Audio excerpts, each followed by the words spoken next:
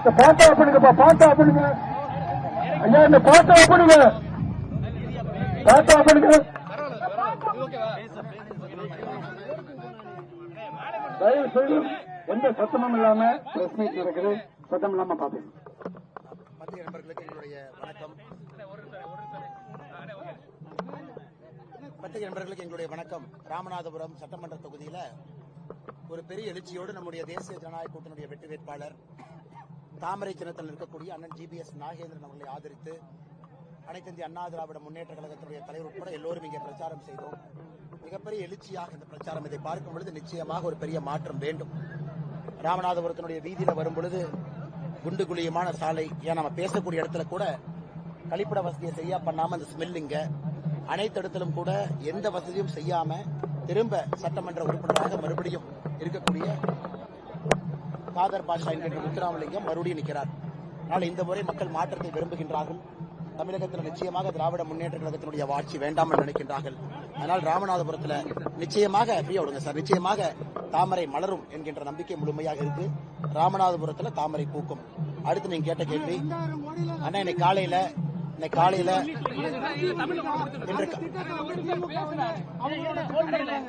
ஐயா, ராமநாதபுரத்தை பொறுத்தவரை தமிழகத்தில் ஜல் ஜீவன் திட்டம், பாரத பிரதமருடைய வீடு வீட்டுக்கு கொடுக்கக்கூடிய பைப்பு மூலமா குடிநீர் திட்டம் கடைசியா ஒரு மாவட்டம் இருக்குன்னா ராமநாதபுரம். வெறும் 47% தான் நிறைவேற்றிருக்கிறாங்க.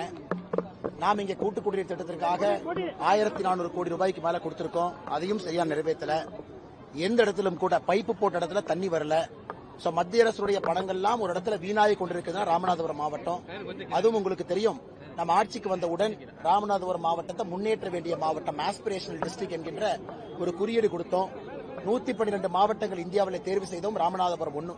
அவ்வளவு பணத்தை கொட்டி கொடுத்தும் கூட அடிப்படை கட்டமைப்புகள் எதுவும் இல்லாத ஒரு மாவட்டமாக திராவிட முன்னேற்ற கழகம் மாற்றிருக்கின்றார்கள். அது மட்டும் இல்ல, கஞ்சா பேர்வழி எல்லாமே இங்கிருந்து தான்.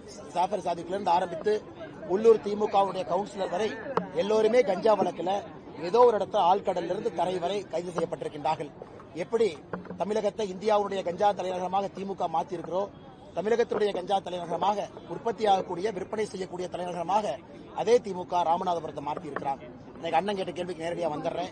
ஐயா, காலையில திருச்செந்தூர், முதுகுளத்தூர், ராமநாதபுரம் எங்கேயும் எந்த கருப்பு கொடியும் நான் பார்க்கல.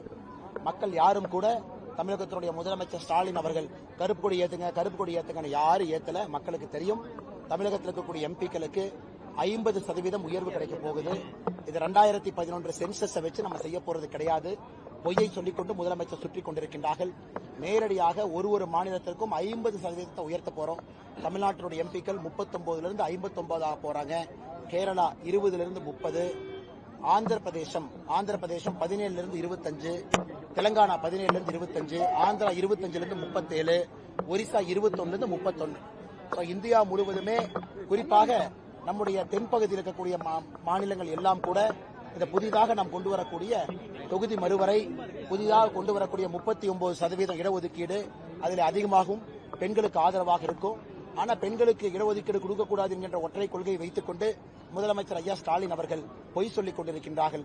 தமிழக மக்கள் யாரும் அவரை நம்ப தயாராக இல்லை என்பதற்கு சாட்சி எந்த வீட்டில் எங்கேயும் நான் கருப்பு கொடியை பார்க்கல. 33% மகளிர் இடஒதுக்கீடு பகிரமா எதுக்குறதா நீங்க பாக்குறீங்க சார் திமுக? அண்ணா, எனக்கு புரியல ஏன் எதுக்குறாங்கன்னு புரியல. இன்னைக்கு நம்முடைய மகளிர்கள் முன்னேற வேண்டும், தாய்மார்கள் முன்னேற வேண்டும் என்றால் அவர்களுக்கு அரசியல் கட்சிகள் நிறைய மகளிருக்கு வாய்ப்பு கொடுக்காம இருக்கிறாங்க. பாரத பிரதமர் நரேந்திர மோடி அவர்கள் இந்தியாவுடைய குடியரசுத் தலைவராக ஒரு சகோதரியை கொண்டு வந்தாங்க. டெல்லியினுடைய முதலமைச்சர், பல இடத்துல நம்ம சொல்லிக்கிட்டே போலாம். ஆனா கொடுக்க வேண்டும் என்று நம்ம எல்லாரும் யோசித்து 33% இடஒதுக்கீடு யாருக்கு பிரச்சனை இல்லாம தமிழ்நாடு 39 59 போகணும். 59 1/3 19 நம்முடைய சகோதரிகளுக்கு இடஒதுக்கீடு கொடுக்கணும் நம்ம முடிவு செய்த பிறகு கூட இதை எதிர்க்கக்கூடிய திராவிட முன்னேற்ற கழகத்தின் நிலைப்பாடு நாம் என்னவென்று சொல்ல இது ஒரு தவறான நிலைப்பாடு.